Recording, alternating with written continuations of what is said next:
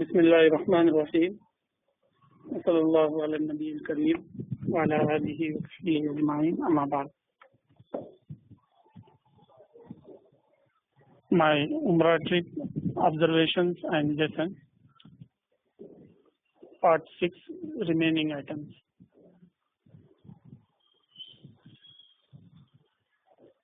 آج کے اس سیشن کو میں مولانا کے ایک اقتباس سے شروع کرنا چاہوں گا. مولانا کا یہ اقتباس الرسالہ جون 1988 پیج نمبر 29 سے میں پڑھ رہا ہوں، جو جبل پور کے سفر کے تحت مولانا نے لکھا ہے.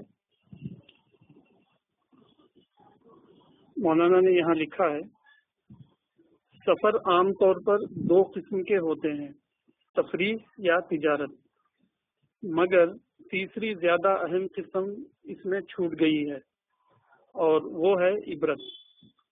اسلامی سفر وہ ہے جو عبرت کا سفر ہو.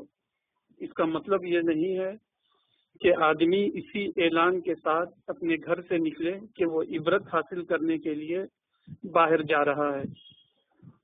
اس کا مطلب یہ ہے کہ آدمی عبرت پذیری کے ذہن کے تحت سفر کرے تاکہ ہر سفر اس کے لیے سبق کا ذریعہ بن جائے. آگے مولانا لکھتے ہیں، اصل یہ ہے کہ سفر انسانی شخصیت کی توسیع ہے. ایک شخص جو اپنے گھر پر نظر عبرت کے ساتھ رہ رہا ہو، جب وہ باہر نکلے گا تو اس کا سابقہ ذہن وہاں بھی کام کرتا رہے گا. اسی طرح جو شخص مفاد پرست ہو، اس کا سفر بھی اس کے لیے مفادات کی تلاش کے ہم معنی ہو جائے گا. ایک بیرونی سفر میں نے ایک صاحب کو دیکھا کہ وہ اخبار والوں کو تلاش کرتے پھر رہے تھے تاکہ وہاں پہنچنے کے ساتھ اپنی آمد کی خبر اور اپنا انٹرویو چھپوا کر مقامی طور پر متعارف ہو سکیں. یہی موجودہ زمانے میں بیشتر لوگوں کا حال ہے. کچھ لوگ نام و نمود کے اس ذاتی شوق کی تسکین برہنہ انداز میں کرتے ہیں اور کچھ لوگ پردہ داری کے ساتھ اسے انجام دیتے ہیں. تو مولانا کا اقتباس میں اس کو کر رہا ہوں، اسٹاپ کر رہا ہوں. جو کوئی اس اقتباس کو دیکھنا چاہتے ہیں، الرسالہ جون 1988 پیج نمبر 29 پہ دیکھ سکتے ہیں. تو مجھے لگا کہ جو ہے بہت ہی اہم بات مولانا نے یہاں لکھی ہے کہ جو آدمی گھر میں صاحب عبرت بنا رہتا ہے وہ سفر میں بھی صاحب عبرت بن سکتا ہے. ایسا نہیں ہو سکتا کہ گھر میں آدمی عبرت پذیری کی زندگی نہیں گزار رہا ہے اور سفر میں نکلتے ہی اس کو عبرت کے آئٹم ملنے لگے. ایسا پاسبل نہیں ہے، مولانا کہہ رہے ہیں، اور بالکل یہ صحیح لگ رہا ہے. تو وہ آیت یاد آ رہی ہے، انہو کان فی اہلہ مسرورا. اسی طرح جو ہے انا کنا فی اہلنا مشفقین، یعنی جو فرد یا ٹیم گھروں میں مشفقین بن کر رہے گی، سفروں میں بھی وہ مشفقین کے اسٹیٹس سے فائدہ اٹھائے گی. اگر معاملہ اس کے بالکل برعکس ہو، مسرور فی الاہل والا، تو پھر سفر میں بھی جو ہے آدمی کسی انجوائنگ آئٹم کے پیچھے لگا رہے گا اور اس کی انٹلیکچوئل فیکلٹی میں کوئی لیسن والی بات نہیں آئے گی. تو یہ بہت امپورٹنٹ بات ہے جو مولانا نے سفر کے متعلق لکھی کہ سفر کی ایک تیسری قسم بھی ہے، سفر تجارت یا سفر سیاحت کے علاوہ سفر عبرت. تو بہرحال کچھ ہلکی پھلکی باتیں جو اس سفر میں بچ گئی تھی وہ بھی میں شیئر کرنا چاہ رہا تھا. تو اس میں سے ایک بات یہ تھی کہ جب ہم مکے سے مدینے کی طرف جا رہے تھے تو عام طور پر میری عادت ہے کہ جو ہے میں ہر چیز کو پڑھنے کی کوشش کرتا ہوں. یعنی بورڈ ہیں، روڈوں پر لگے ہوئے ٹریفک کے اصول ہیں، ہر چیز کو میں دیکھنے کی کوشش کرتا تھا کہ کیا لکھا ہوا ہے. تو وہی باتیں جو ہمارے ملک میں انگریزی میں لکھی رہتی تھی وہی باتیں وہاں میں نے دیکھا کہ روڈوں پر جو ہے اسپیڈ اور ٹریفک کو لے کر عربی میں لکھی ہوئی تھی. جیسے ہمارے پاس لکھا رہتا ہے جس کو ہم کہتے ہیں کہ جو ہے وہاں لکھا ہوا تھا خفف السرعہ، کنٹرول یور اسپیڈ، تو اس کو لکھا ہوا تھا خفف السرعہ. اسی طرح کہیں لکھا ہوا تھا الہدو. اسی طرح جو ہے جو باتیں یہاں انگریزی میں لکھی ہوئی تھی وہ باتیں عام طور پر میں نے ڈائری میں نوٹ کی ہے جگہ جگہ کہ وہ لوگ کس طرح کہتے ہیں ان باتوں کو عربی میں. الہدو، خفف السرعہ، مراقب بالکیمرات، مراقب بال اس طرح کی جو ہے مختلف باتیں کہ آپ کو جو ہے مختلف آلے اور گیجٹس دیکھ رہے ہیں تو اس کے لکھا رہتا ہے مراقب بالکیمرات اور مراقب بالرادار. اس طرح کے الفاظ دیکھنے میں جو ہے مجھے وہاں پر آئے. چلتے ہوئے میں نے دیکھا کہ ایک جگہ جو ہے لکھا ہوا تھا البینک الراجحی، البینک الراجحی یعنی راجحی بینک. تو وہاں میں نے لکھا ہے البینک الراجحی ایک پرائیویٹ بینک ہے جس کی برانچز تقریباً سارے مملکہ میں پھیلی ہوئی ہے. اکثر توعیت الجالیات کو اس کا تعاون حاصل ہے اور تقریباً ہر شہر میں اس نے اعلیٰ سہولیات کے ساتھ جامع مسجد بنا رکھی ہیں، جامع مساجد بنا رکھی ہیں. متوع حضرات اسی کی کافی تعریف اور توثیق کرتے رہتے ہیں. بینک کے مالک کافی متدین انسان ہیں. بعد میں جو ہے البینک الراجحی پر جو ہے ایک کتاب مجھے عمرے سے آنے کے بعد پڑھنے کو ملی، اس کو میں نے پوری پڑھا، جس کو ہمارے ایک مشہور ساتھی بہار کے رضوان ریاضی صاحب ہیں. رضوان ریاضی صاحب جو ہے صاحب ادارہ ہیں، صاحب انسٹیٹیوشنس ہیں، اور ان کے جو ہے اس بینک کے مالکین سے غالباً اچھے تعلقات ہیں. تو انہوں نے جو ہے بینک راجحی بینک کے مالکین پر جو ہے پوری ایک مستقل 100-150 صفحے کی کتاب لکھی ہے. اردو میں موجود ہے وہ، کسی نے مجھے اس کو پڑھنے کے لیے دیا تھا. تو میں نے اس کتاب کو پورا پڑھا یہ جاننے کے لیے کہ اس شخص کی اعلیٰ کامیابی کا ریزن کیا ہے، کیوں یہ شخص جو ہے اتنا بڑا کامیاب انسان بن گیا کہ پورے مملکے میں جو ہے اس کے 100 برانچز ہیں بینک کے. تو پڑھتے ہوئے پتہ چلا کہ وہ ایک بہت ہی ہمبل بیک گراؤنڈ کے آدمی تھے. حجاج اور مکہ اور مدینہ کے جو زائرین ہوتے ہیں ان کا کرنسی چینج کا کام کرتے تھے. وہ کسی روڈوں وغیرہ پر بیٹھ کر لوگوں کی آنے والوں کی ان کے ملکوں کی کرنسی لے کر لوکل کرنسی جو ہے ایکسچینج کرتے تھے، اور بہت ہی ہمبل بگننگ تھی.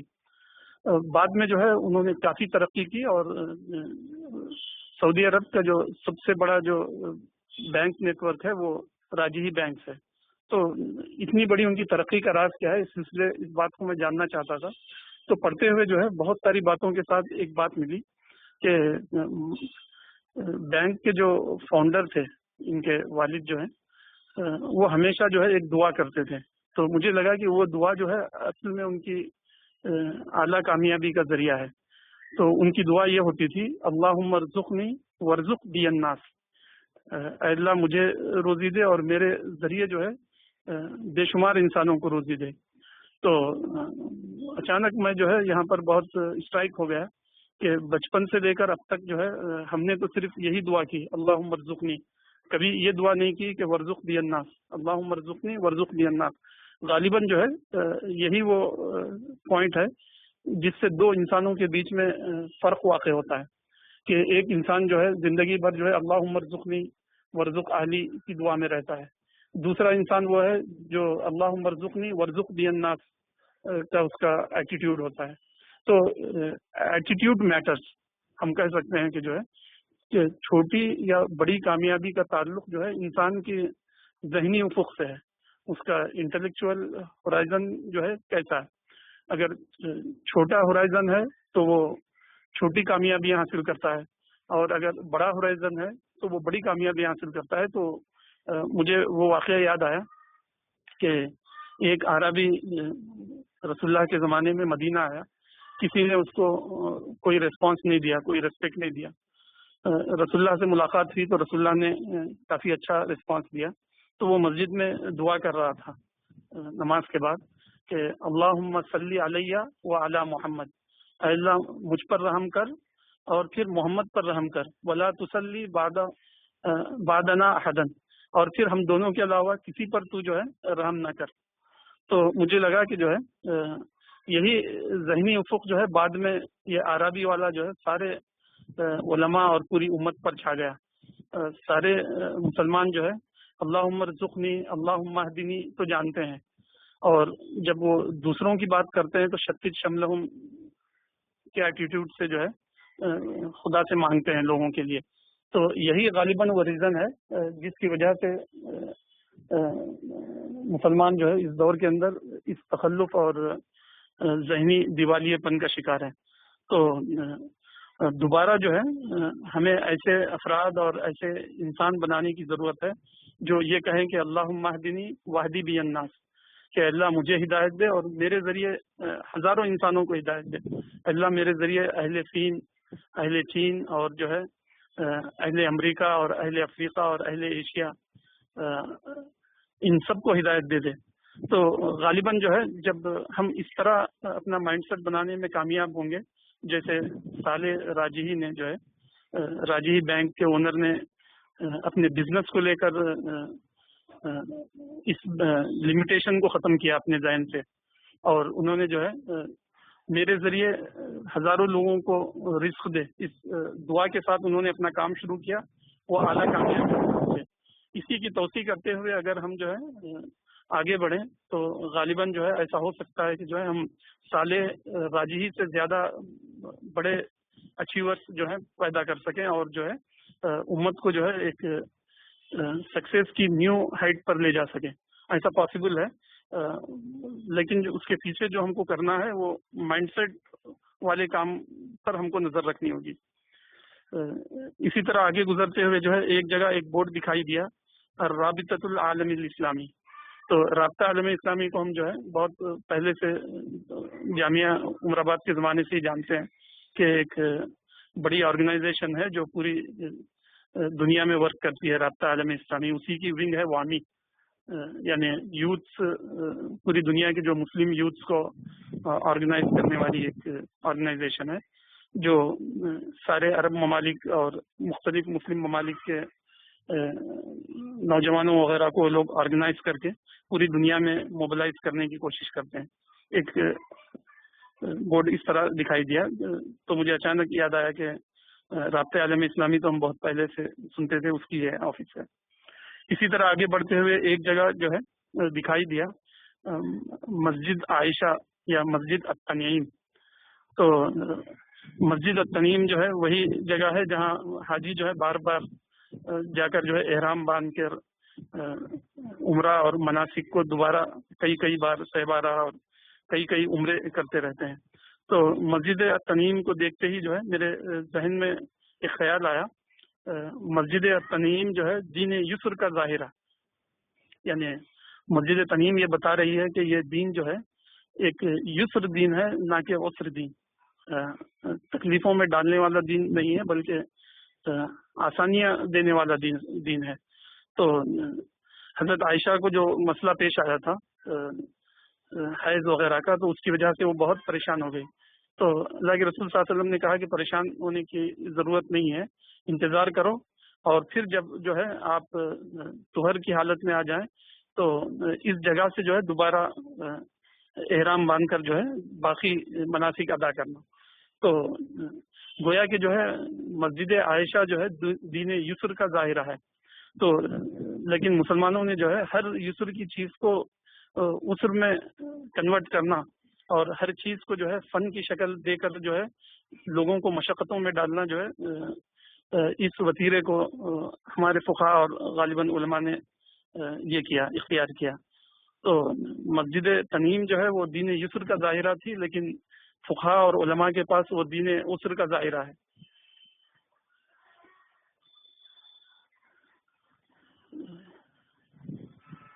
اسی طرح جو ہے جگہ جگہ لکھا رہتا ہے، ہم جب گزرتے ہیں تو للشکاوی والاستفسارات، یعنی کمپلینٹس اور جو ہے انکوائریز باکس۔ تو یہاں میں نے لکھا ہے عربی زبان بہت کامیابی سے جدید انگلش الفاظ کو ترجمہ کر لیتی ہے، مثلا اردو میں یہ بڑا مشکل لگتا ہے کہ فوراً اہل اردو عربی یا انگلش کا سہارا لینے پر مجبور ہوتے ہیں. یعنی اہل اردو جو ہے جب بھی کچھ گفتگو کرتے ہیں تو جو ہے فوراً عربی، فارسی اور انگلش کا سہارا لینا پڑتا ہے. مگر عربی کا معاملہ اس سے مختلف ہے. اس کی مثالیں جیسے مثلاً جو ہے للشکاوی والاستفسارات، کمپلینٹ اینڈ انکوائریز کے لیے لکھا رہتا ہے. اسی طرح لکھا رہتا ہے مراقب بالکیمرات، انڈر سرویلنس. اسی طرح بازار کے بارے میں لکھا رہتا ہے، مارکیٹنگ کے لیے لکھا رہتا ہے التسویق والاستثمارات. اسی طرح فوڈ کے لیے لکھا رہتا ہے للتموین. اسی طرح پیوریفائڈ واٹر کے لیے لکھا رہتا ہے ماء تحلیہ و نقیہ، پیوریفائڈ واٹر. لیکن اردو میں جو ہے پیوریفائڈ واٹر کہنا جو ہے بڑا مشکل ہے. تو ہم کیا کہیں اردو کے اندر سمجھ میں نہیں آتا. لیکن عرب لوگ جو ہے بہت ہی سکسیزفلی جو ہے سارے انگریزی الفاظ کے لیے مناسب ترکیب اور جو ہے لفظ پا لیتے ہیں اپنی زبان میں، جو کہ اردو میں جو ہے ہمیں بڑا مشکل لگتا ہے.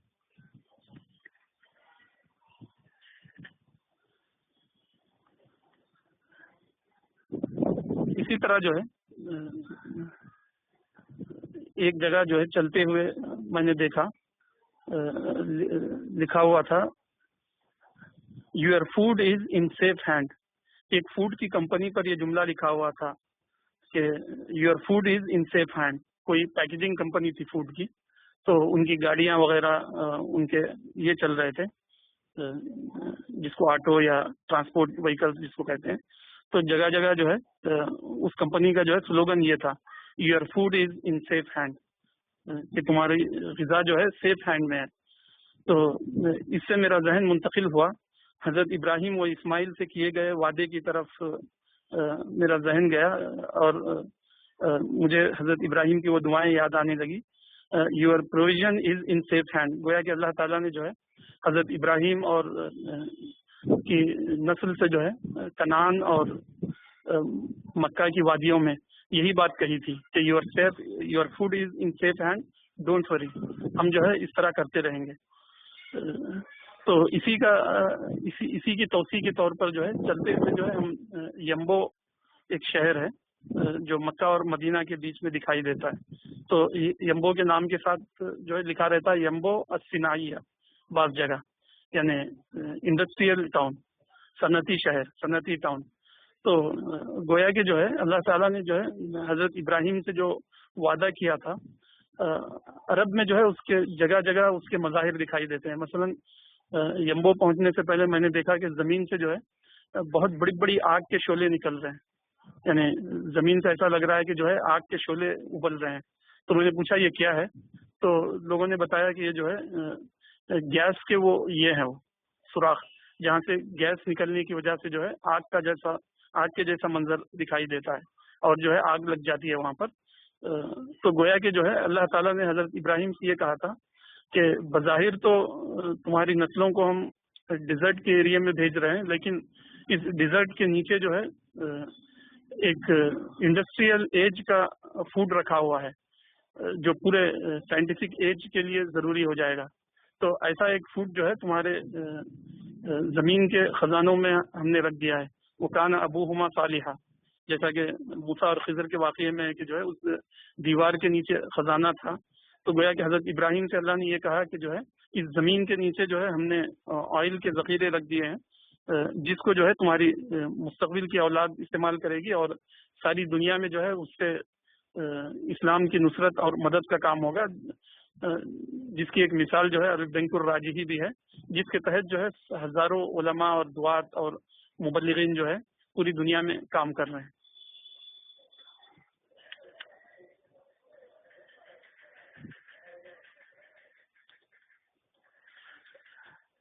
اسی طرح جو ہے چلتے ہوئے بہت سارے مناظر دیکھنے میں آئے. جیسے ہمارے استاد مولانا ظفر اللہ صاحب یہ شعر جو ہے بڑی اس سے سناتے تھے، بکرن مفرن مقبل مدبرن کا جلمود صخرن حتی السیل من علی. گھوڑے کی تعریف میں جو ہے ایک جاہلی شاعر نے کہا تھا بکرن مفرن مقبل مدبرن کا جلمود صخرن حتی السیل من علی، کہ میرا گھوڑا جو ہے آگے اور پیچھے دائیں اور بائیں اس طرح دوڑتا ہے جیسے کوئی اونچائی سے گری ہوئی چٹان جو ہے پھسلتے ہوئے نیچے آ جاتی ہے. تو یہ منظر جو ہے جگہ جگہ وہاں دکھائی دیتے ہیں چلتے ہوئے، کہ کہیں جو ہے عجیب عجیب پہاڑ دکھائی دیتے ہیں، کہیں ایک دم بالکل مکے کے اندر کالے پہاڑ دکھائی دیتے ہیں تو مدینے کے قریب میں جو ہے لال پہاڑ دکھائی دیتے ہیں. اور وہ پہاڑوں کا منظر ایسے ہی ہوتا ہے جیسے جاہلی شاعر ابھی بھی کہہ رہا ہو عرب کے جغرافیہ کو لے کر کہ کجلمود صخرین حتی والسیل من علی.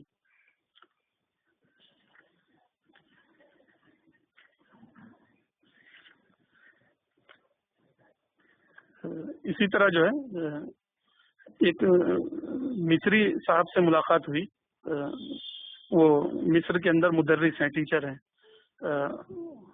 ان سے بہت دیر گفتگو ہوئی. گفتگو کے بعد انہوں نے مجھ سے پوچھا کہ آپ سعودیہ میں کیوں کام نہیں کرتے. میں نے اسی کو عنوان بنایا، آپ سعودیہ میں کیوں کام نہیں کرتے. میں نے جواب دیا ان کو، السعودیۃ مقبرۃ علماء الاسلام یا علماء الہند.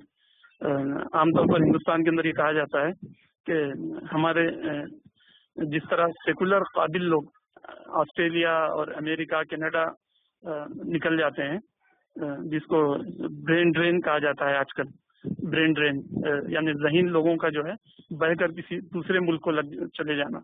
تو وہی بات میں نے ان سے کہی کہ سعودیہ جو ہے سارے ہمارے ذہین لوگ پہنچتے ہیں، لیکن جو ہے معاشی ترقی کے علاوہ کوئی دوسری ترقی ان کے اندر عام طور پر دکھائی نہیں دیتی. تو انہوں نے جو ہے اس کے جواب میں کہا کہ جو ہے تجمع المال مع خدمت للاسلام، یعنی آپ سعودیہ میں کام کرو تو مال بھی جمع ہوگا اور جو ہے اسلام کی خدمت کا بھی موقع ملے گا. تو سارے ہی جو ہے ہمارے ذہین علماء یہی کرتے ہیں، جس کسی کو موقع ملتا ہے وہ فوراً سعودیہ میں کام کرنے کے لیے نکل جاتا ہے. تو جس طرح سیکولر ورلڈ میں جو ہے برین ڈرین ہو رہا ہے، ہمارے ریلیجیس ورلڈ میں بھی جو ہے یہی برین ڈرین جو ہے عام طور پر گلف کنٹریز کی طرف ہو جاتا ہے، اور پھر لوگ جو ہے ساری زندگی وہیں لگا کر آتے ہیں. تو ایسے کافی لوگ ہیں ہمارے خود جامعہ کے فارغین میں سے بھی، ان کے بارے میں جو ہے اتنی تعریفیں ہم سنتے ہیں کہ وہ اتنے ذہین تھے، اتنے قابل تھے اور اتنے ان کے مارکس تھے. اب وہ جو ہے 40 سال سے وہاں رہتے ہیں. جب وہ یہاں آتے ہیں، ابھی قریب میں ہم نے ایسے ہی ایک صاحب سے ملاقات کی جو گلبرگہ کے ہیں، ہمارے سراج الرحمان قریشی صاحب کی بھی ان سے ملاقات ہوئی. تو میں نے تاثر پوچھا کہ ان کے بارے میں آپ کا تاثر کیا ہے، اتنا زیادہ ان کی ذہانت کی تعریف ہوتی رہتی ہے، تو آپ کی کیا رائے ہے. تو انہوں نے کہا کہ جو ہے ایسی کوئی بات تو اب فی الوقت دکھائی نہیں دیتی، عام جو ہے روایتی علماء کی مثل ہی جو ہے ان کا ذہنی اسٹیٹس ہے، اس سے زیادہ کچھ دکھائی نہیں دیتا. تو دراصل یہ جو ہے غالباً اسی وجہ سے ہے کہ عرب ممالک میں جو ہے تخلیقیت اجتہاد کے بجائے جو ہے قدامت پسندی، روایت پسندی پر زیادہ فوکس ہوتا ہے، جس کی وجہ سے جو ہے آدمی کی تخلیقی صلاحیتیں اور قابلیت جو ہے مرجھا کر رہ جاتی.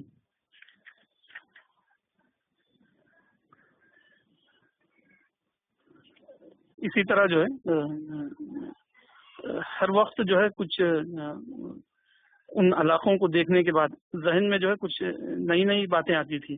تو اچانک جو ہے مدینے کے اندر ایک بات میرے ذہن میں آئی، جیسے ہم نے سفر کے شروع میں بتایا تھا کہ گلف ایئر کا جو ہے ہم نے جو میگزین دیکھا تھا، تو میگزین میں ایک لکھا ہوا تھا محمیات السماء المظلمہ، ڈارک اسکائی ریزرو، کہ دنیا کے اندر جو ہے صرف اب 13 یا 14 جو ہے پیور سینس میں جو ہے اندھیرے جگہ جہاں جو ہے آپ نائٹ اسکائی یا ستاروں کو صحیح سینس میں دیکھ سکتے ہیں.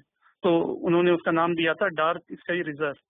تو مدینہ پہنچتے ہی جو ہے میرے ذہن میں جو ہے یہی بات آئی کہ محمیات الآیات الربانیہ، کہ جو ہے آیات ربانی کے جو ہے ریزرو یا گریٹ پلیسز آف انسپریشن. آج ذہن میں خیال آیا کہ دراصل مکہ اور مدینہ کے درمیان کا علاقہ وہ علاقہ ہے جہاں اسلامی تاریخ کے ابتدائی دور کے بنیادی فیصلوں کو فائنلائز کیا گیا تھا. اس لیے زیادہ تر مقامات سیرت ان دونوں جگہوں کے درمیان واقع ہیں. گویا کہ ہم کہہ سکتے ہیں great reserve of divine science یا great places of divine inspiration. تو میں نے اس کو نام دیا تھا مدینہ پہنچ کر کہ محمیات الآیات الربانیہ، گریٹ پلیسز آف انسپریشن.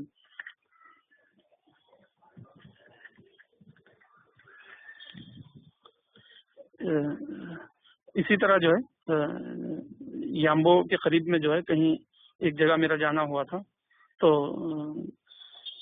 لکھا ہوا تھا ایک جگہ کہ الکورنیش یعنی ساحل کے پاس لکھا ہوا تھا کیا منطقۃ الزلاق یعنی پھسلنے کی جگہ، یعنی پھسل کر جو ہے آپ سمندر میں گر سکتے ہیں. الخطر ومن یخالف یورز نفسہ للاحکامات النظامیہ. تو یامبو کے اندر یہ بات پڑھ کر جو ہے مجھے وہ بات یاد آ رہی تھی کہ قریب ہے کہ جو ہے فرات اور دجلہ سونا اگلیں گے، تم میں سے جو کوئی وہاں ہو وہ اس میں سے کچھ بھی نہ لے. اس طرح کی ایک روایت ہے کہ جس میں بتایا گیا کہ قریب ہے کہ دجلہ اور فرات میں جو ہے سونے کے پہاڑ نکل پڑیں گے، جو آدمی جو ہے وہاں ہو وہ اس میں سے نہ لے. تو غالباً اس کا یہی مفہوم تھا کہ جو ہے نہ لیں کا مطلب اس کا کنسٹرکٹیو استعمال کریں، اسلام کی دعوت اور جو ہے ملکی تعمیر کے لیے اس کا استعمال کریں، نہ کہ صرف سستے لیول کی لگژریز وغیرہ کے پیچھے انسان پڑا رہے. تو منطقۃ الزلاق کا مطلب میں نے یہ لیا کہ جو ہے ایک تو زلاق وہ ہے کہ آدمی پھسل کر سمندر کی چٹانوں میں زخمی ہو جائے ساحل پر. دوسرا منطقۃ الزلاق جو ہے رسول اللہ اور حضرت ابراہیم نے بتایا تھا کہ ایک زمانہ آئے گا کہ جو ہے سونے اور چاندی کے پہاڑ نکلیں گے، وہ تمہارے لیے منطقۃ الزلاق بن جائے گا. جیسے مشہور مسلم کی روایت ہے صحیح مسلم کی کہ لن اخشى علیکم الفقر ولكن اخشى علیکم ان تبسط الدنیا كما بسط من كان قبلكم فتنافسوها. جس طرح انہوں نے کمپٹیشن کیا تم بھی کمپٹیشن کریں گے، جس طرح وہ ہلاک ہوئے ڈسٹرائے ہوئے تم بھی ہلاک ہوں گے. تو گویا کہ جو ہے ایک منطقۃ الزلاق وہ تھا جو ساحل پر لگا ہوا ہے، ایک منطقۃ الزلاق وہ ہے جس کی قرآن اور حدیث میں ہمیں پیشن گوئی دی گئی. تو دونوں سے بچنا ہے. ومن یخالف یورز نفسہ للاحکامات نظامیہ کا معاملہ ہو جائے گا اس کا.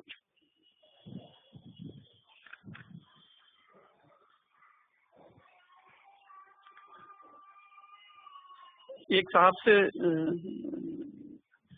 ریسٹورینٹ میں ملاقات ہوئی، وہ ہمارے ہی میرے اپنے شہر کرناٹک کے تھے، وہ عمرے کے ساتھی تھے. تو آج الاصیل فندق کے ریسٹورینٹ میں ساجد خان صاحب سیڑم سے گفتگو ہوئی. دوران گفتگو اجتہاد پر بات آئی. میں نے کہا کہ آج کے اجتہاد کا سب سے زیادہ بنیادی نقطہ یہ ہے کہ پہلے ہمارے علماء یہ طے کر لیں کہ دنیا کے ساتھ مسلمان کا تعلق رقیب کا ہے یا حلیف کا. اس فیصلے پر دور جدید میں مسلمانوں کی قسمت کا فیصلہ منحصر ہے. بدقسمتی سے مسلمان ابھی تک یہ طے نہیں کر پائے کہ اقوام عالم کے ساتھ ان کے رشتے کی نوعیت کیا ہے.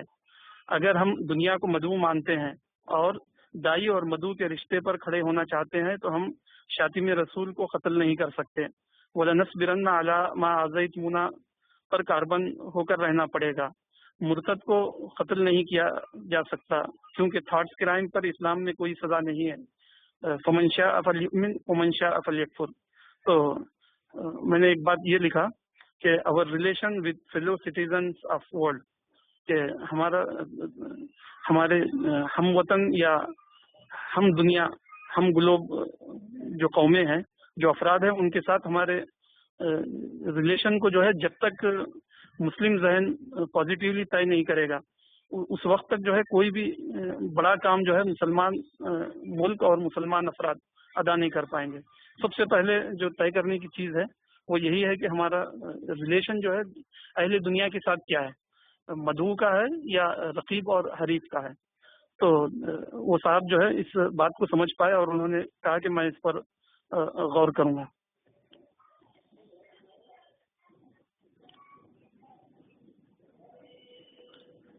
ایک بات میں نے اس طرح لکھی ہے، المشغول لا یشغل footstep of a slave girl. کہا جاتا ہے کہ حضرت ہاجرہ حضرت ابراہیم کی لونڈی تھی اور سارا بیوی. عام طور پر جو ہے روایتوں میں اور جو ہے تاریخی جو ہم تک جو باتیں پہنچی ہے اس میں یہی بات ہم کو ملتی ہے کہ حضرت سارا بیوی تھی اور حضرت ہاجرہ جو ہے فرعون کی طرف سے حضرت ابراہیم کو دی گئی تھی یا بادشاہ مصر کی طرف سے بطور ہدیہ دی گئی تھی جس کو حضرت ابراہیم نے اپنی بیوی بنا لیا تھا. تو ایک باندی کی تگودو قیامت تک کے لیے قابل اتباع بنائی گئی اور ہر زائر کعبہ کو اس پر اس کے نقش قدم پر صحیح اور دوڑ لگانے کے لیے کہا گیا. تو اس پر غور کرتے ہوئے یہ سمجھ میں آیا کہ کیا وجہ ہے کہ حضرت ہاجرہ جو ہے اس قول کی مصداق بن گئی جو کہ انگریزی میں کہا جاتا ہے کہ ہر بڑے ایونٹ کے پیچھے ایک عورت کا ہاتھ ہوتا ہے. گویا کہ جو ہے اسلام کی اتنی گریٹ جو تاریخ ہے اس کے پیچھے بھی جو ہے ایک عورت، اور عورت بھی وہ جس کا سماجی اسٹیٹس جو ہے بہت ہی کم. تو ایک تو عورت اور دوسرا جو ہے اتنا کم اسٹیٹس، لیکن جو ہے وہ اتنے بڑے ایونٹ کی فاؤنڈر. تو میں نے سوچا کہ کیا وجہ ہے. تو مجھے جو ہے ارشد بشیر ہمارے ایک جو ساتھی ہیں جو ہم کو القواعد الفقہیہ پڑھاتے تھے، تو قواعد الفقہیہ کے اندر انہوں نے کہا تھا کہ المشغول لا یشغل، یعنی جو آلریڈی بزی ہے اس کو بزی نہیں کیا جا سکتا. تو غالباً جو ہے یہی وجہ ہے کہ جو ہے دنیا کی جو بڑی بڑی جو عورتیں ہوتی ہے جیسے پرنسز اور کوئین، عام طور پر جو ہے وہ کوئی بڑا کارنامہ یا کسی بڑے رول کو ادا نہیں کر پاتی ہو، کیونکہ آلریڈی جو ہے وہ ایک بڑا رول جو ہے ادا کر رہی ہے. تو اللہ تعالیٰ نے غالباً جو ہے یہی معاملے کو دیکھتے ہوئے جو ہے حضرت ہاجرہ کو غالباً اس کام کے لیے چن لیا، کیونکہ جو ہے سارے دوسری بڑی بڑی عورتوں کا کیس جو ہے المشغول لا یشغل کا کیس بن گیا تھا. جیسے کسرا کی عورتیں اور یونان کی عورتیں وغیرہ وغیرہ، وہ تو جو ہے آلریڈی مشغول تھی. اب ان سے جو ہے کسی صحرا کے اندر کام نہیں لیا جا سکتا تھا، وہ جو ہے ڈیزرٹ تھراپی کے لیے جو ہے سوٹیبل نہیں بن سکتی تھی. تو اللہ تعالیٰ نے جو ہے ایک غالباً ایسی خاتون کو سلیکٹ کیا جو مشغول نہیں تھی. تو اس کا تجربہ جو ہے ہم کو ہماری زندگیوں میں بھی دکھائی دیتا ہے. خود ہمارے علاقے کے جو ہے وہ علماء جو مولانا سے کافی تعلق اور لگاؤ کا اظہار کرتے تھے، لیکن آلریڈی ان کے پاس جو ہے گدیاں اور جو ہے سیٹ تھی. تو آہستہ آہستہ انہوں نے جو ہے اپنی گدیوں کو اور اپنی آبائی سیٹوں کو جو ہے پریفر کیا. وہ مولانا کے ساتھ جو ہے اتنے بڑے عظیم دور جدید کے جو ہے ٹرننگ پوائنٹ والے کام کو انہوں نے جو ہے اپنے لیے پریفر نہیں کیا، اپنی انہی گدیوں کو وہ سنبھالنے میں رہ گئے. تو ان سب باتوں کو دیکھتے ہوئے یہ لگتا ہے کہ غالباً اسی لیے اللہ تعالیٰ نے جو ہے حضرت ہاجرہ کا انتخاب کیا، کیونکہ المشغول لا یشغل کا معاملہ انسانوں کے ساتھ پیش آتا ہے.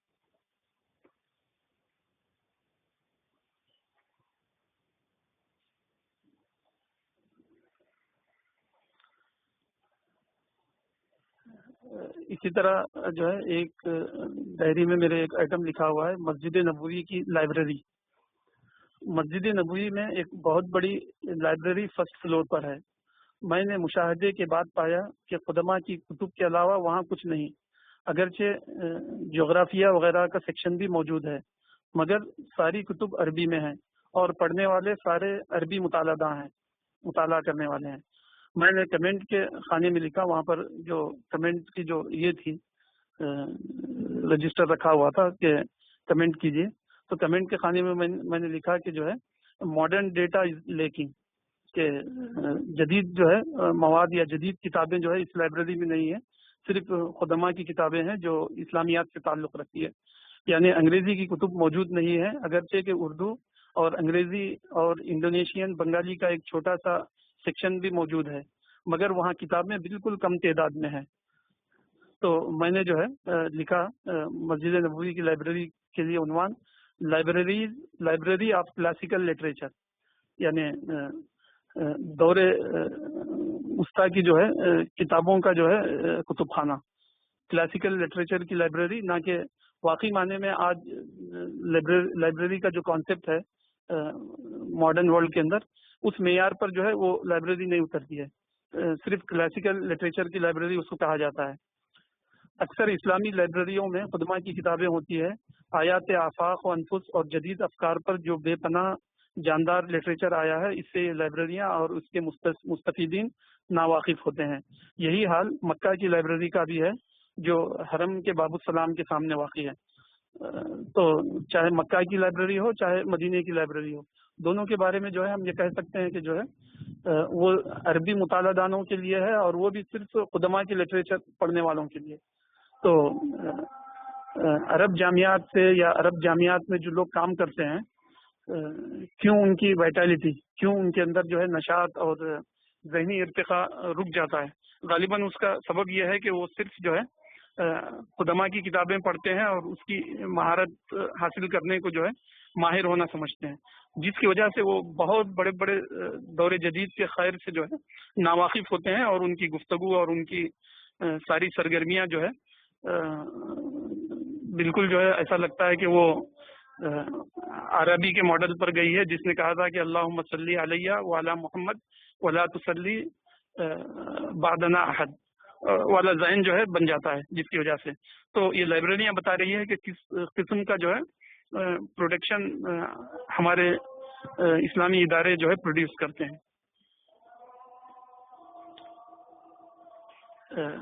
عام طور پر ہمارے ملک میں جمعہ کا خطبہ، میں نے لکھا ہے مدینہ مسجد نبوی کا جمعہ کا خطبہ، عام طور پر ہمارے ملک میں جب ہم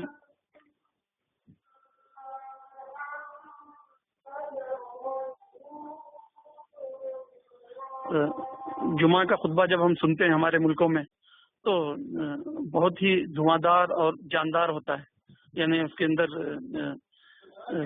سیاست بھی آ جاتی ہے، اور جو ہے مختلف نیشنل اور انٹرنیشنل ایشوز بھی لوگ بولتے ہیں۔ لیکن عرب ورلڈ کے اندر جو خطبہ جمعہ ہوتا ہے وہ حکومتی ادارے سے جو ہے طے کیا جاتا ہے، جو کہ پرنٹ شکل میں ہر خطیب کو دیا جاتا ہے۔ ہر آدمی جو ہے صرف اور صرف اسی پرنٹڈ خطبے کو پڑھتا ہے، اور سامعین جو ہے بہت ہی خاموشی کے ساتھ اس کو سنتے رہتے ہیں۔ کیونکہ میں جو ہے اس طرح کے خطبے سننے کا عادی نہیں تھا، ہم تو ہمارے ملک میں جاندار خطبے سننے کے عادی تھے۔ تو جب میں مسجد نبوی میں جمعہ کا خطبہ سننے کے لیے گیا، تو عنوان چل رہا تھا رحم اور ہمدردی کے اوپر، غمخواری اور جو ہے ترحم کے عنوان سے جو ہے جمعہ کا خطبہ چل رہا تھا۔ تو خطبہ سنتے سنتے جو ہے، چونکہ ہم جس ٹائپ کے خطبے سننے کے عادی تھے اس کے مقابلے میں وہ ایک کول خطبہ تھا، تو مجھے نیند آ گئی۔ تو نیند کی حالت میں خطبہ سنتا رہا۔ خطبہ سنتے ہوئے اچانک جو ہے میں نے جو ہے خطیب کے زبان سے جو ہے ایک بہت ہی عجیب و غریب دعا سنی، تو اچانک میری نیند اڑ گئی۔ دعا یہ تھی کہ خطیب صاحب جو ہے آخر میں حکام کے لیے اور اولو الامر کے لیے دعا کر رہے تھے، بادشاہ کے لیے اور بادشاہ کے منتظمین کے لیے دعا کرتے ہوئے انہوں نے جو ہے ایک عجیب و غریب جملہ کہا، جو کہ میرے لیے ان ایکسپیکٹڈ تھا۔ انہوں نے کہا اللہم خذ بناصیتہ الی ما تحب وترضى ونائبہ، کہ اللہ جو ہے پیشانی پکڑ کر جو ہے تو اپنی مرضی اور اپنے اس پر چلا، اپنی پسند پر ہمارے بادشاہ کو چلا، اور پھر اس کے نائب کو بھی۔ تو میں اچانک ڈر گیا کہ جو ہے خطیب صاحب اچانک جو ہے یہ کیا ہو گیا کہ رحم کا خطبہ دیتے ہوئے اچانک انہوں نے جو ہے اولو الامر اور جو ہے اعلیٰ حکام کے بارے میں جو ہے ایسی دعا کی، اللہم خذ بناصیتہ الی ما تحب وترضى ونائبہ۔ غالباً اس میں اس بات کی غمازی ہے جس کا آج کل مذہبی علماء اظہار کرتے رہتے ہیں، یعنی ماڈرنائزیشن وغیرہ۔ تو غالباً جو ہے عرب ورلڈ میں جو ویژن 2030 کے عنوان سے جو چینجز لائے جا رہے ہیں، اس سے خطیب صاحب جو ہے نالاں تھے۔ اس ناراضگی کے تحت انہوں نے غالباً یہ دعا کی ہوگی اللہم خذ بناصیتہ الی ما تحب وترضى ونائبہ۔ رحم پر تقریر سننے کے بعد یہ جملہ مجھے ذرا مختلف لگا اور میری نیند اڑ گئی۔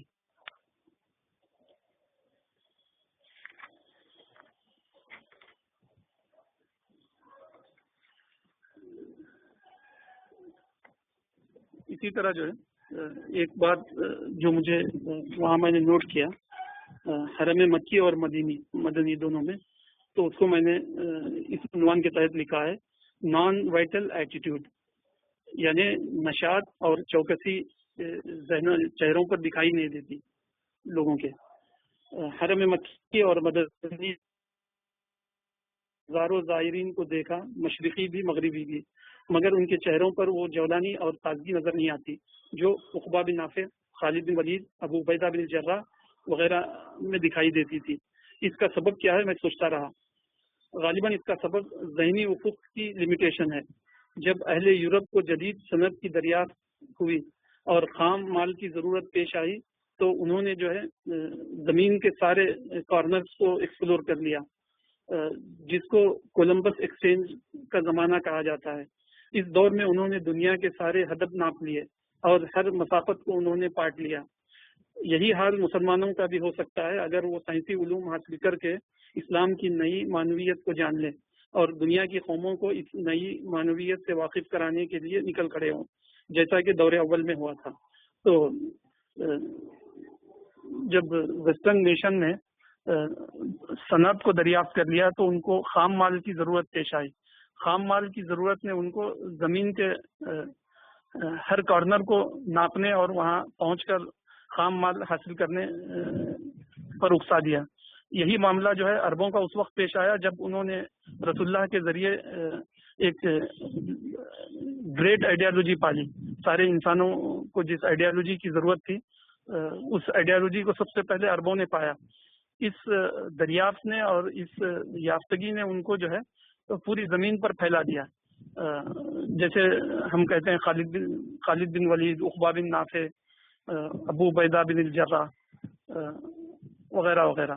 تو آج بھی جو ہے دوبارہ ایسا ہو سکتا ہے، لیکن چونکہ ہم خدماء کی کتابیں پڑھتے ہیں اور قدیم رول کو پلے کرنے پر مصر ہیں، اگر اس کے بجائے جو ہے ہم جو ہے یہ طے کر لیں کہ وہ دور تہذیب کے سورما تھے، ہم دور امن کے سورما ہیں، اگر مسلمانوں کے ذہن میں یہ بات بیٹھ سکے کہ عقبہ بن نافع اور ابو عبیدہ بن الجراح اور خالد بن ولید یا اس طرح محمد بن قاسم، یہ ساروں کو اللہ تعالیٰ نے دور تہذیب کے خاتمے کے لیے کھڑا کیا تھا، اور اللہ تعالیٰ نے ہمیں جو ہے دور امن میں انسانوں کو لائف آئیڈیالوجی دینے کے لیے پیدا کیا ہے، خدا کا جو ہے دیا ہوا پیغام پہنچانے کے لیے پیدا کیا ہے۔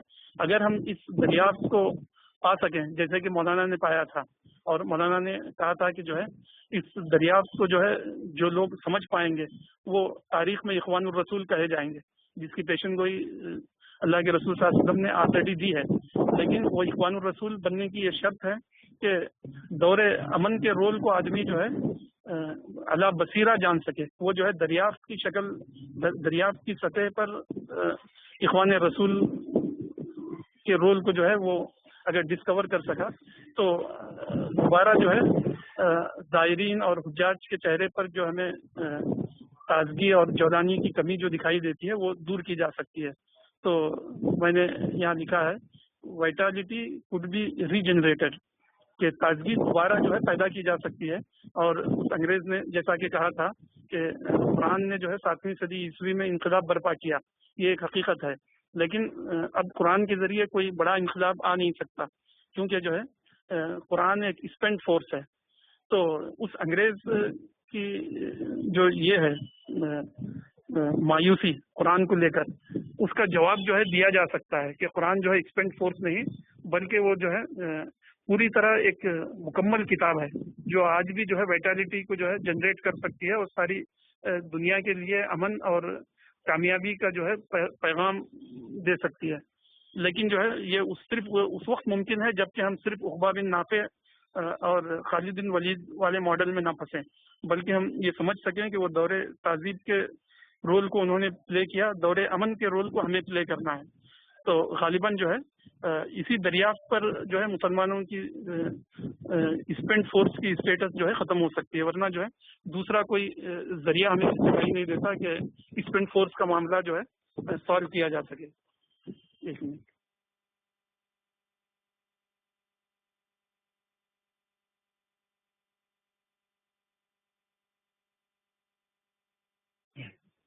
فیاض صاحب میوٹ ہو گئے آپ۔ ہاں ہاں، تو وائٹالٹی could be regenerated یا اسپینڈ فورس کی اسٹیٹس کو جو ہے ختم کیا جا سکتا ہے دور تہذیب اور دور امن کے رول کے ڈفرنس کو جاننے پر اس کا انحصار ہے. جب تک جو ہے یہ بات جانی نہ جا سکے گی اس وقت تک جو ہے یہ وائٹالٹی جو ہے ریجنریٹ نہیں پیدا کی جا سکتی. اس پر میں اپنی بات کو ختم کرتا ہوں اور دعا کرتا ہوں کہ اللہ تعالیٰ جو ہے مولانا نے یہ جو کہا تھا کہ اخوان الرسول کا جو رول پلے کرنا ہے اس رول کو سمجھنے اور اعلیٰ بصیرہ ایک ٹیم جو ہے اللہ تعالیٰ پوری دنیا میں جو ہے اخوان الرسول کے رول کو پلے کرنے کے لیے پیدا کریں. آمین. السلام علیکم. وعلیکم السلام. اللہ خیر صاحب. آج بھی کافی اہم باتیں آج آپ کے اس تقریر میں سمجھ میں آئی. اس سے ایک اہم بات جو آج ٹریگر کی وہ ہے المشغول لا یشغل کے تحت التاجرہ کے انتخاب کی جو آپ نے تعبیر پیش کی وہ بہت ہی زبردست ہے. سمجھنا آتا ہے کہ التاجرہ کا اللہ تعالیٰ نے انتخاب کیوں کیا. یہ بہت اچھی تعبیر ہے جو آپ نے ان کے لیے پیش کی. تو اب ہم اپنے پارٹیسپینٹ سے بھی ان کے فیڈ بیک لینا چاہیں گے. ہمارے پاس 10 منٹ کا وقت ہے. اس میں جو لوگ پیش کرنا چاہیں اپنی بات پیش کر سکتے ہیں.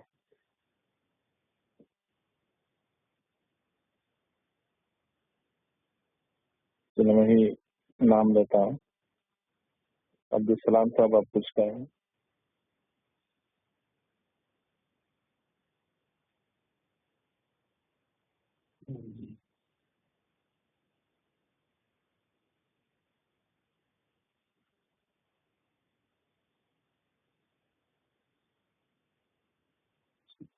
حضرت حاجرہ کا جو رول ہے مجھے بھی بہت زیادہ وہ متاثر کرنے والی بات تھی کہ اتنے بڑے ایونٹ کے لیے جو فاؤنڈر کی حیثیت سے حضرت حاجرہ کا جو انتخاب ہوا، جبکہ سماجی لحاظ سے ان کا اسٹیٹس بہت کم تھا، اس کے باوجود اللہ تعالیٰ نے کیوں ان کا انتخاب کیا المشغول لا یشغل کی وجہ سے، کہ دوسرے حضرات جو سماجی لحاظ سے جن کا اسٹیٹس اچھا تھا وہ چونکہ مشغول تھے اپنے اپنے کاموں میں، اس لیے ان سے وہ کام نہیں لیا گیا جو حضرت حاجرہ سے لیا گیا. بہت عجیب بات تھی. اور دوسری جو بات تھی وہ مسجد تنعیم کا جو لیسن ہے کہ دین یسر کو، جو کہ رسول اللہ نے جو دین ہم کو دیا تھا وہ دین یسر تھا. ہمارے علماء اور فقہا نے اس کو دین عسر بنا دیا. اور تیسری جو بات ہے وہ کامیابی کا جو راز صالح راجحی کی جو بات ہے کہ اللہم ارزقنی وارزق بی الناس، میں بھی آج تک اسی میں تھا، اللہم ارزقنی و اہلی و اولادی، اسی میں تھا. میں خود اپنی ذاتی طور سے یہ بہت زبردست کانسیپٹ آج ملا، ورزق بی الناس، کہ اللہ مجھے بھی ہدایت دے اور میرے ذریعے سے اہل چین، اہل امریکہ، اہل کینیڈا، مختلف لوگوں کو بھی ہدایت دے. بہت یونیورسل تھنکنگ ہے. یہ بہت زبردست بات تھی. اور جو تیسری اور آخری جو بات ہے وہ یہ کہ وکان ابوہما صالحا، ابراہیم علیہ السلام سے ظاہر یہ کہا جا رہا تھا کہ آپ کی آنے والی نسل اگرچہ کہ ڈیزرٹ کے اندر ان کا رہنا رہے گا، مگر اس کے نیچے اللہ نے پیٹرول اور گیس کے خزانے رکھے ہیں، جس طریقے سے وکان ابوہما صالحا موسیٰ اور خضر کے واقعے میں جو ہمیں اس کا نمونہ ملتا ہے. جزاک اللہ خیر. جزاک اللہ. اس کے بعد عنایت اللہ عمری سب کچھ عرض کریں گے.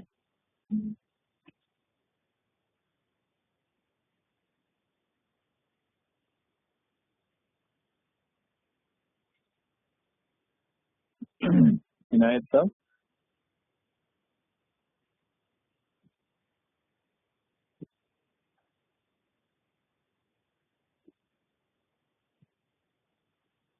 چلے شاید تو مشغول ہیں.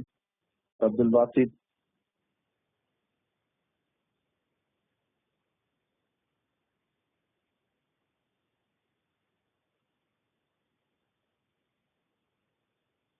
اقبال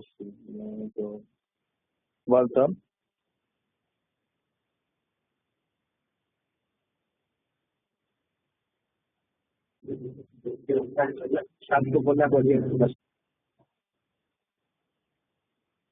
جی جی یہ کیوں ایگزٹ ہو رہے ہیں لوگ؟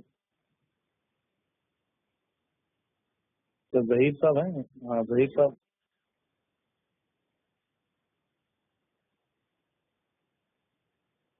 ظہیر صاحب کچھ کہیں گے؟ جی السلام علیکم. وعلیکم السلام. ہاں ماشاء اللہ اچھے تاثرات تھے پچھلی بار کی طرح ہی. بہت سی نئی نئی باتیں ہیں جیسے عبدالسلام صاحب نے نشاندہی کر دی وہ نئی نئی باتیں میں نے کی تھی. اور آخری بات جو ہے وہ کہ دور امن میں جو رول کرنا ہے اس کو سمجھنے میں حکومت سے جو کوتاہی ہو رہی ہے وہ بہت ہی اہم نقطہ ہے. اس کی طرف مولانا نے بار بار توجہ دلائی ہے اور نئے نئے زاویوں سے مولانا نے اس پر روشنی بھی ڈالی ہے. اور یہ بات بھی مولانا نے واضح کی ہے کہ امت مسلمہ صرف ایک ہی راستے سے اقدام کی پوزیشن میں ہے اور وہ ہے دعوت کا راستہ. ورنہ تمام دوسرے میدانوں میں وہ ڈیفینسو پوزیشن میں ہے. کسی میدان میں بھی دوسرے اقوام کے مقابلے میں اقدام کرنے کی پوزیشن میں نہیں ہے. اور جو پوزیشن اس کی اقدام کی ہے اور اس سے قوم جو ہے بے خبر ہے کہ یہ یا وہ اس سے کم خاص کو سمجھنے سے لوگ ہیں نا اس پہ توجہ نہیں دے رہے ہیں. تو یہ اس بات کو بہت زیادہ لوگوں میں پھیلانے کی ضرورت ہے. میں سمجھتا ہوں اور اسی بات کو میں ایک اور انداز سے کہا ہے کہ دور امن میں ہم کو اپنا رول یہ اس کو دریافت کرنا ہے کی ضرورت ہے نہ کہ قبائلی دور کے رول کو ہم رول ماڈل بنائیں. جی اچھا سر میری بات ہے. شکریہ.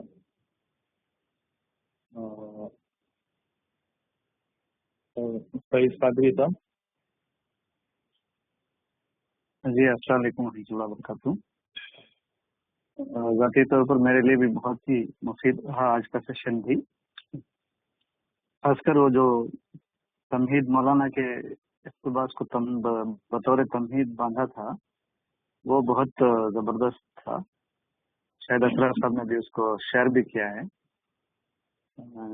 یقیناً جو آپ کے سیشنز ہوئے ہیں صاحب سے آپ کا سفر جو ہے وہ سفر عبرت تھا.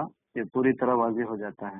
یعنی جو تیسری کیٹیگری مولانا نے بتایا اس پر آپ کا سفر جو ہے پورا اترتے ہوئے دکھائی دیتا ہے. اور اگر آپ شیئر نہ کرتے تو ہم آپ کی جو لرننگ ہے سے محروم رہتے. تو جزاک اللہ خیر. چلے سراج الرحمان صاحب. جی السلام علیکم ورحمۃ اللہ. عام طور پر سفر حج اور سفر عمرہ بہت سارے ہم لوگ جو پڑھتے رہتے ہیں تو وہ عموماً جو ہے نا مقامات کی وزٹنگ معلوم ہوتی ہے. لیکن یہ سفر عمرہ جو ابھی سن رہے ہیں ہم لوگ یہ جو ہے حقائق کی وزٹنگ ہوئی گویا تھے. جس مقام پہ انہوں نے وزٹ کیا نہیں بلکہ وہاں سے ایک حقیقت کو جو ہے وزٹ کیا, ایک حقیقت کو ڈسکور کیا. تو سفر حج اور عمرہ کو منافع کہا گیا ہے. واقعی آپ کا سفر جو ہے وہ منافع سے بھرپور تھا. یعنی منافع مادی نہیں بلکہ منافع فکری اور روحانی. اس طرح کا سفر عمرہ یا سفر حج جو ہے میں فرسٹ ٹائم سن رہا ہوں. اور